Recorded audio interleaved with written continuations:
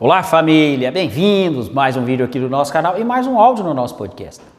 Qual a melhor farinha? A farinha de trigo, a farinha de milho na forma de fubá, na forma de canjiquinha, na forma de cuscuz, ou a farinha de mandioca na forma de polvilho, na forma de tapioca? Qual a mais indicada para o consumo para você que é diabético, para você que está buscando a perda de peso, querendo emagrecer, ou para você que simplesmente quer levar uma vida mais saudável? Será que eu consumo alguma dessas farinhas? Há um tempo atrás eu fiz um vídeo comparando a farinha de trigo com outras farinhas, como a aveia, como o farelo de arroz, como a farinha de amêndoas, como a farinha de coco.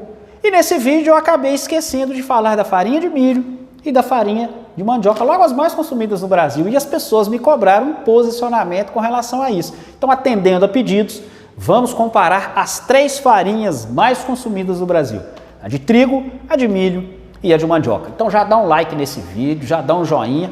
Não se esqueça de compartilhar, pode e vai ajudar muitas pessoas que não têm as informações que eu vou passar para vocês. Bom, conforme eu falei no vídeo anterior, não deixe de conferir esse vídeo, onde eu falo de outras farinhas. Eu vou começar da pior para a melhor. E disparadamente, a pior farinha que eu não consumo e que eu não recomendo é a farinha de trigo. Sim, a mais consumida no Brasil, a responsável pelo pãozinho nosso de cada dia. Mas por que eu não consumo e não recomendo? Bom, primeiro, é um alimento pobre em nutrientes. O trigo é um grão rico em amido. Ele tem pouquíssimas fibras, na verdade nenhuma.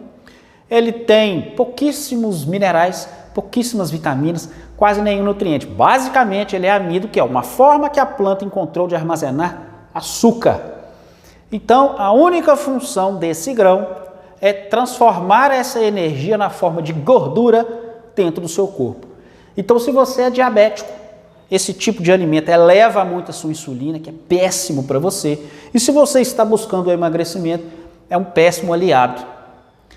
Mas esse nem é o maior problema da farinha de trigo. O problema é a presença de glúten, que é uma substância altamente inflamatória. E é por isso que eu não recomendo essa farinha para ninguém. O glúten, ele é responsável por uma inflamação que nós chamamos de inflamação subclínica.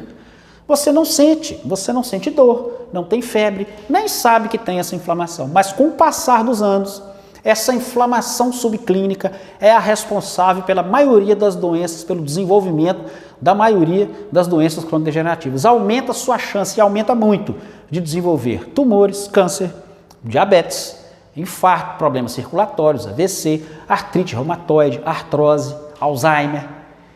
Então, evitar alimentos inflamatórios é o que você pode fazer de melhor para a sua saúde, principalmente agora, nesse momento da pandemia do coronavírus. Porque a infecção pelo coronavírus, ela se agrava num quadro conhecido como tempestade de citocinas, que nada mais é do que um exagero do processo inflamatório. Esse exagero do processo inflamatório é o que leva as pessoas a serem internadas e que leva as pessoas a óbito. E se você já está inflamado devido a uma alimentação inadequada, isso pode ser extremamente grave, caso você se contamine com o coronavírus, fora as outras doenças que eu citei aqui para você. Mas aí você pode falar, e muita gente fala, Moacir, mas o trigo é um alimento bíblico. Jesus comia pão, está lá na Bíblia. É verdade, o trigo está na humanidade há milênios. Só tem um detalhe, o trigo daquela época é completamente diferente do trigo de hoje. Pasme, o trigo daquela época tinha 20 vezes menos glúten. Por quê, Moacir? Porque ele foi sofrendo modificações para ficar resistente à praga. Na década de 60, houve uma grande praga nos Estados Unidos, onde eles desenvolveram um trigo que é um pouco parecido com esse atual. E esse trigo tinha 20 vezes mais glúten, mas era resistente à praga. E é aquilo que eu sempre falo, se praga não quer, é porque tem alguma coisa errada. E o trigo de hoje tem muito glúten, muito inflamatório. Eu não recomendo, eu não consumo, nem para quem não é diabético, nem para quem não é celíaco. Tem muito isso, o glúten só faz mal para quem é celíaco, só é ruim para quem é celíaco. Eu não sou celíaco, eu não sou diabético, eu não estou buscando emagrecimento e eu não consumo. Se eu consumir alimento à base de farinha de trigo, pessoal, me dá uma gastrite horrível. me dá uma sensação de empazinamento, me dá gás, é uma reação horrível. E eu não sou celíaco, então eu não recomendo para ninguém, não é um alimento saudável, infelizmente.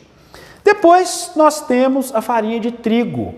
Farinha de trigo tem uma grande vantagem com relação à farinha de milho, aliás, tem uma grande vantagem com relação à farinha de trigo.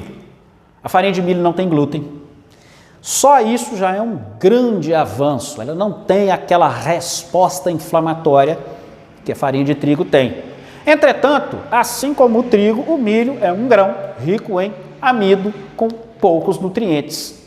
Então, se você é diabético ou se você está buscando o emagrecimento, também não é um bom aliado para você. O milho também tem outro problema aqui no Brasil, principalmente aqui no Brasil, mas no mundo inteiro, que a maioria é transgênico. E os alimentos transgênicos ainda são uma novidade. Nós não sabemos o impacto que esses alimentos vão causar a longo prazo na humanidade. E 95% do milho aqui no Brasil é transgênico. Mas se você é uma pessoa normal, não está buscando emagrecimento, não é diabético, até pode consumir. Eu consumo de vez em quando fubá na forma de um anguzinho, quando eu faço meu franguinho com caipira, que é maravilhoso, sensacional. Lá no Nordeste é muito comum o cuscuz, mas um ponto importante com relação a todas as farinhas.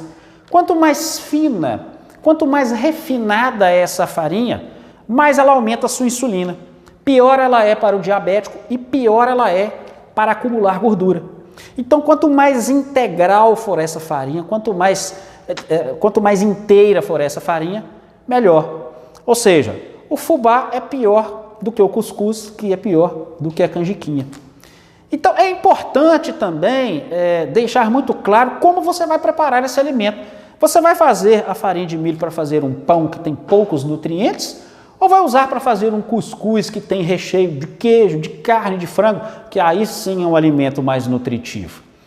Então você pode usar as farinhas dentro de um prato, dentro de um alimento que pode ser nutritivo, que pode ser positivo para você. Mas volto a frisar, para quem é diabético, para quem está buscando emagrecimento, evite esses grãos, evite esses carboidratos. Depois nós temos a farinha de mandioca, pessoal, na forma de polvilho. Aqui em Minas Gerais é o pão de queijo mais famoso do Brasil, não é à toa, é delicioso. E também a tapioca, que é tão comum hoje no Brasil, era mais comum no Nordeste, mas hoje é comum no Brasil afora. Também não tem glúten. Outra vantagem extrema da mandioca é o fato de não ter glúten. Mas, de novo, é rica em amido. É um alimento pobre, a não ser que você prepare esse alimento casado com outros, com alto teor de proteína, como carnes, como queijo, como frango, vegetais. Aí você pode tornar esse alimento mais nutritivo. Mas da forma pura, é amido puro, é carboidrato puro. De novo, não é um bom aliado para quem é diabético, não é um bom aliado para quem está querendo perder peso. Mas se você é saudável, não tem nenhum problema, ok. O fato de não ter glúten já é uma grande vantagem. Então, pessoal, essas são as 3 farinhas mais comuns do Brasil. Não recomendo a farinha de trigo, a farinha de milho, dentro do protocolo que nós conversamos, dentro daquelas condições, quanto mais fina, maior a insulina, mais vai engordar você e pior para o diabético, e não é diferente com relação à mandioca. Também não tem glúten, pode ser consumido dentro daquela moderação. Ok, pessoal? Espero que tenham gostado desse vídeo, espero que tenha sido útil. Não deixe de compartilhar, hein? Se você não é inscrito no canal, pessoal, é de graça, tá? Não paga nada não. Basta clicar em inscrever-se, não se esquecer de marcar o sininho e não se esquecer de marcar todas. Um grande abraço para vocês e até a nossa próxima conversa.